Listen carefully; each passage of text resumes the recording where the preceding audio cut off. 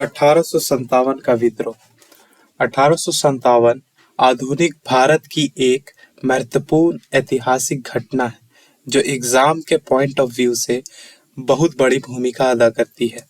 लेकिन सोचने वाली बात यह है कि हमारे भारत में अंग्रेजों के विरोध में विद्रोहियों द्वारा अभी तक एकजुटता नहीं आई थी।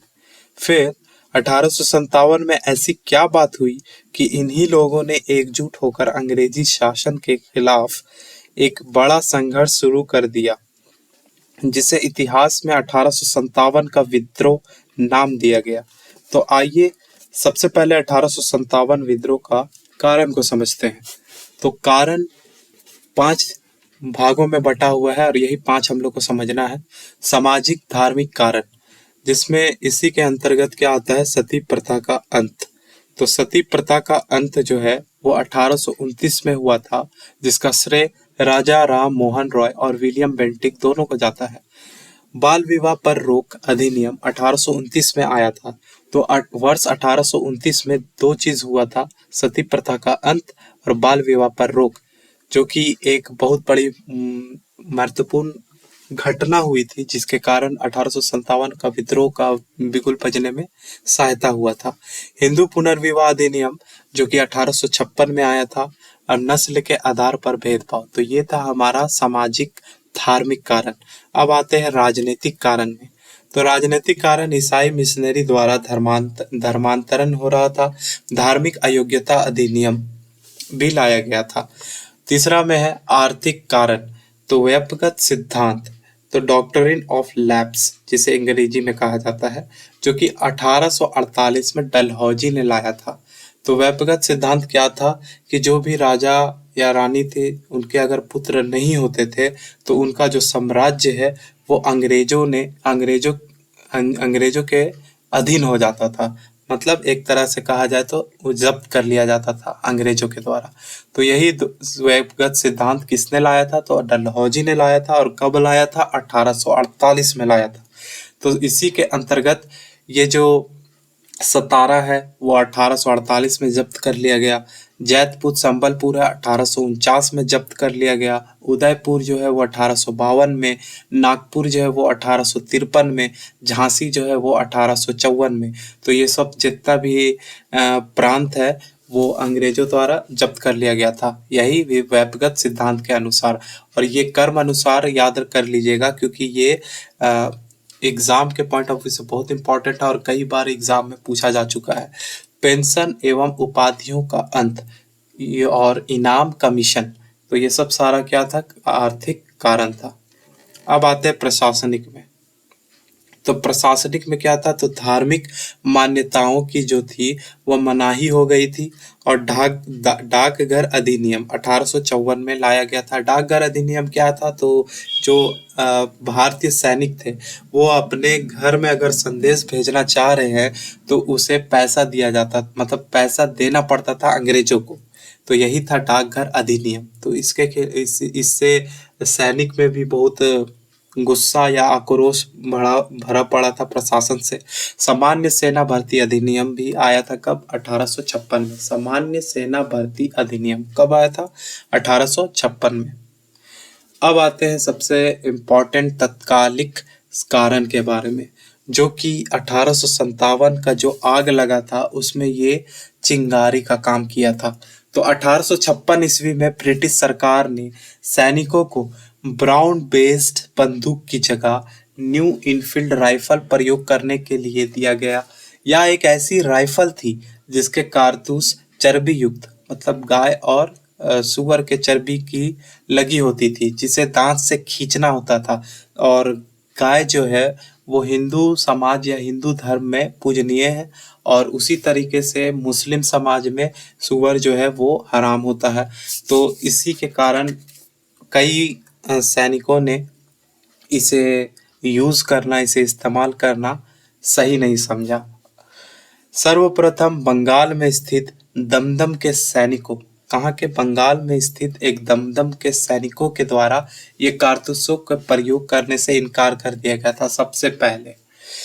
फिर आता है सबसे इम्पोर्टेंट लाइन कि 28 मार्च 1857 को बैरकपुर छावनी के 34वें रेजिमेंट के एक सिपाही, जो कि आप सब परिचय होंगे इनसे, मंगल पांडे, चर्बी वाले कारतूस के विरोध में आगे आए और इन्होंने एडजुटेंट लेफ्टिनेंट बाग को गोली मारकर हत्या कर दी तथा सर्जेंट ह्यूरसन को गोली मारकर घायल कर दिया। तो जिसमें सबसे इम्पोर्टेंट ये है एडजुटेंट लेफ्टिनेंट बाग, इसे मारकर इसे किसने मारा था? तो मंगल पांडे ने। कब? 28 मार्च 1857 में। और ये जो राइफल था उसका मना भी कर दिया था इस्तेमाल करने से। मंगल पांडे को 8 अप्रैल 1857 को फांसी दे दिया गया और यही विरोध, जो मंगल पांडे का विरोध था, वो 1857 के विद्रोह में बदल गया। तो विद्रोह का प्रारंभ 24 अप्रैल 1857 को मेरठ छावनी के कुछ भारतीय सैनिक कारतूस लेने से इनकार कर दिया। परिणाम स्वरूप उन पर मुकदमा चलाया गया और 9 मई 1857 को 85 सैनिकों को सजा दी गई और नौकरी से बर्खास्त कर दिया गया। 10 मई 1857 को मेरठ स्थित सभी सैनिकों ने विद्रोह कर दिया और अपने सैनिकों को रिहा कर अस्त्र शस्त्र की लूटपाट की। विद्रोह का विस्तार अब देखते हैं। तो अब हम लोग जान रहे हैं कि सबसे शुरुआत जो 1857 का विद्रोह हुआ था वो कहाँ से हुआ था? मेरठ से हुआ था, वही मंगल पांडे के द्वारा। उसके बाद मेरठ के जो जितने भी सैनिकों थे उनके द्वारा किया गया 24 मई को।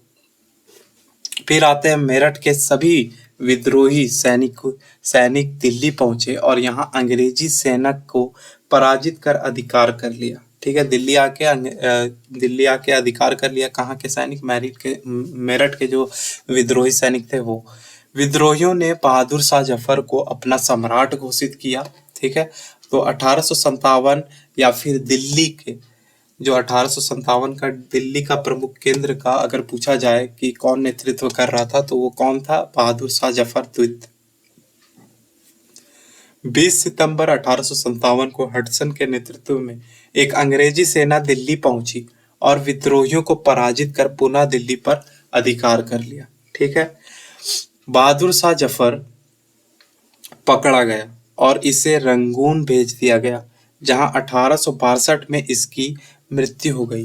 तो ये भी क्वेश्चन बहुत बार पूछा जा चुका है कि जो 1857 के जो नेतृत्व करता थे बहादुर शाह जफर, उसे पकड़कर कहाँ भेज दिया गया था? तो वो कहाँ भेज दिया गया था? रंगून में। और ये 1862 में वहीं जेल में क्या हो गए थे? मर गए थे। अब आते हैं लखनऊ। तो लखनऊ में विद्रोह का नेतृत्व नवाब वाजिद अली शाह की पत्नी बेगम हजरत महल ने किया। ये भी क्वेश्चन बहुत बार पूछा जा चुका है। लखनऊ में कौन नेतृत्व कर रहा था 1857 का विद्रोह? तो बेगम हजरत महल। याद रखना है, बेगम हजरत महल। इनकी देखरेख में बेजिस कादर को अवध का नवाब घोषित किया गया था। मार्च 1858 में कैंपवेल के नेतृत्व में एक सेना लखनऊ पहुंची। इसने विद्रोहियों को पराजित कर लखनऊ पर अधिकार कर लिया। बेगम गिरफ्तारी से बचने के लिए कहाँ भाग गई थी? तो नेपाल चली गई थी। अब आते हैं कानपुर। तो कानपुर में विद्रोह का नेतृत्व कौन कर रहा था? नाना साहब, जिसे धोंधू पंत के नाम से भी जाना जाता है और इसे पेशवा भी घोषित किया गया था कानपुर का। नाना साहब की तरफ से लड़ने की जिम्मेदारी तात्या तोपे को दी गई थी, जिनका वास्तविक नाम क्या था? तो रामचंद्र पांडुरंग था। तो ये भी याद रखना है, तात्या तोपे का एक और वास्तविक नाम क्या था? तो रामचंद्र पांडुरंग। दिसंबर 1857 में कैंपवेल के नेतृत्व में कानपुर में अधिकार कर लिया। नाना साहब नेपाल भाग गए। ये भी कहाँ भाग गए? नेपाल भाग गए। जबकि तात्या तोपे को गिरफ्तार कर फांसी दे दिया गया। और यहाँ पे ये इम्पोर्टेंट लाइन ये है कि 1857 का जो अंतिम घटना जो माना जाता है वो यही है, तात्या तोपे का गिरफ्तारी। और वो कब हुआ था? 1859 में, और इसे फांसी दे दी गई थी 1859 में। ठीक है, अब आते हैं झांसी। तो झांसी में विद्रोह का नेतृत्व कौन कर रहा था? गंगाधर राव की विधवा पत्नी रानी लक्ष्मीबाई ने किया। मार्च 1858 में यूरोस के नेतृत्व में एक अंग्रेजी सेना झांसी पहुंची। कोटा एवं मोरार के युद्ध में रानी लक्ष्मीबाई वीरगति को प्राप्त हुई। तो एग्जाम के पॉइंट ऑफ व्यू से बस इतना ही पढ़ना है हम लोग को। बिहार में यहाँ के जमींदार 80 वर्ष, बिहार का जो जमींदार था 80 वर्षीय का बाबू कुंवर सिंह के नेतृत्व में प्रदान किया गया था ये विद्रोह को। इलाहाबाद में कौन कर रहा था नेतृत्व? तो मौलवी लियाकत अली, और फैजाबाद में मौलवी अहमदुल्ला शाह। और यहाँ पे सबसे इम्पोर्टेंट बात यह है कि 1857 में जितने भी प्रांतों में अलग अलग जगह पे विद्रोह हो रहे थे, उन सभी में से फैजाबाद में एक विद्रोही था जो अंग्रेजों के विरोध में या अंग्रेजों के विरुद्ध में जिहाद का नारा दिया था। कहाँ का विद्रोही? तो फैजाबाद का विद्रोही। अब ये जो जितने भी हम लोग प्रांतों को देखे वो अब एक टेबल के फॉर्म में हम लोग अच्छे से तैयार कर लेंगे, और इसे एक हो सके तो आप भी एक इस टेबल को बना लीजिएगा और याद करने में ताकि आसानी हो। तो ये देख लीजिएगा केंद्र कि कहाँ केंद्र पे 1857 का विद्रोह हुआ था, इसके नेतृत्वकर्ता कहाँ के कौन कौन थे, और विद्रोह का दमन करने में कौन कौन अंग्रेजों के मदद किए थे, कौन कौन से। ठीक है, तो ये एक बार देख लीजिए। दिल्ली में कौन कर रहे थे? तो बहादुर शाह जफर या हडसन दमन किए थे। लखनऊ में कौन कर रही थी? तो बेगम हजरत महल।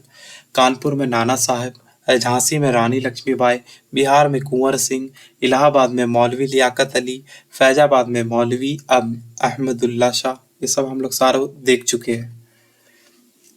बरेली में देखिए, बरेली में ये शख्स बहुत इम्पोर्टेंट है, खान बहादुर खान।